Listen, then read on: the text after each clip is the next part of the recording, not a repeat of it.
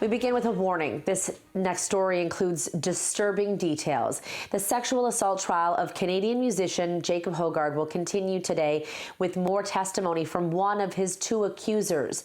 For more on this, let's bring in CP24's Jamie Goodfreund. Jamie. Yeah, one of the two complainants, who was a teenager at the time, is on the stand right now, day 2 of her testimony. I want to bring in criminal defense lawyer Ari Goldkind to talk about a little bit of what's happening today, but also how yesterday played out. Ari, you know, I wanted to speak to you specifically about the Crown's presentation of their overview of this particular case, and I was quite shocked to hear them use the term rape, and that Jacob Hoggard allegedly and violently raped these two victims, these two complainants, over and over.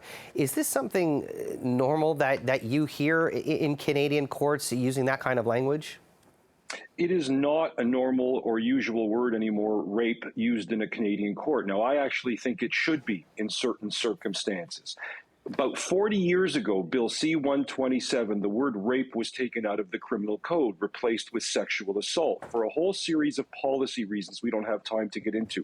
But the word rape is a very, very harsh word. It's very different than sexual assault, which could be a touch of a bum in a nightclub in downtown Toronto. It could be something much more innocuous, a touch of the side of a woman's upper body. I mean, it's early morning here, so I want to use delicate language. But the Crown uses that word because what they are describing is very harsh on the allegations, brutal sexual conduct. So they want to make no mistake to this jury that this is not just a bum grab, which is a part of the initial allegation of interference of Mr. Hoggard involving a girl at the age of 15 back then. But that word was used very purposefully in the overview, and everybody should know that when Crowns make these opening statements, they're not flying by the seat of their pants. They're scripted, they're prepared, they're tested out. The Crown is very thoughtful because they don't want to overpromise and overdeliver. They want to be able to essentially say to the jury, this is exactly what you're going to hear later today.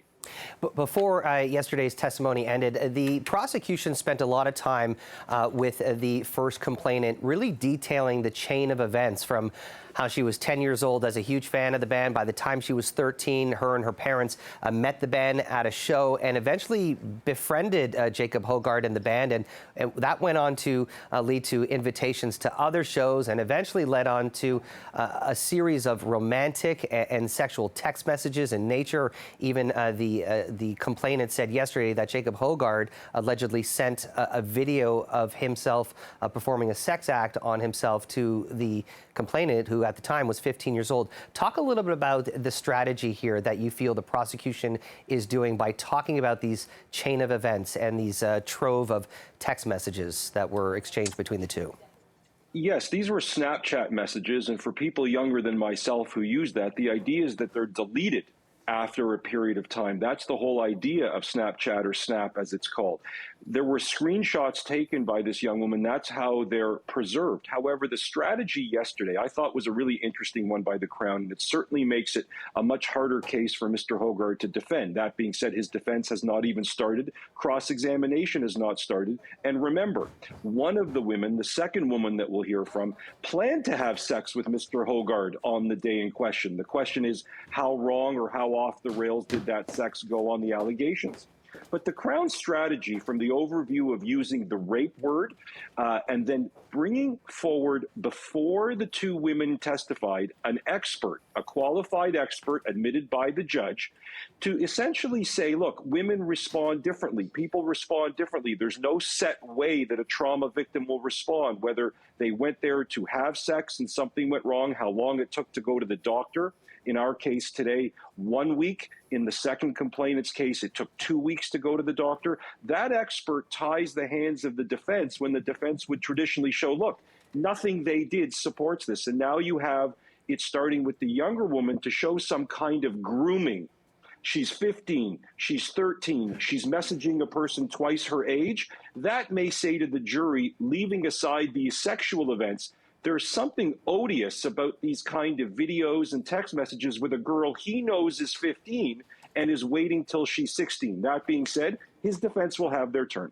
And it's believed that these alleged incidents took place in 2016, and I believe Mr. Hoggard was around 31 at the time. We don't know exactly what the defense is going to bring about in their case, but you have to assume they're going to try and poke holes in some of the credibility and knock down some of the credibility of these two complainants. What are you expecting to come from the defense? I think they will. First of all, you don't choose a jury lightly. They clearly have material that they believe will impress at least one or two jurors. Remember, there's a myth that you've got to get 12 people to agree. You don't. As a defense counsel, you may be targeting the idea that one or two people maintain a doubt. And if one or two people maintain a doubt, you're not getting a conviction. I would expect there to be more communications that come out. There have been pretrial motions that none of us know about because there's a publication ban. I would expect very serious cross-examination. I will expect there to be a lot more information that has not been revealed. I emphasize, not being revealed since 2019 that may serve to change the playing field. We've seen that with Johnny Depp, Amber Heard, where every day there's a new revelation that changes how we think of things.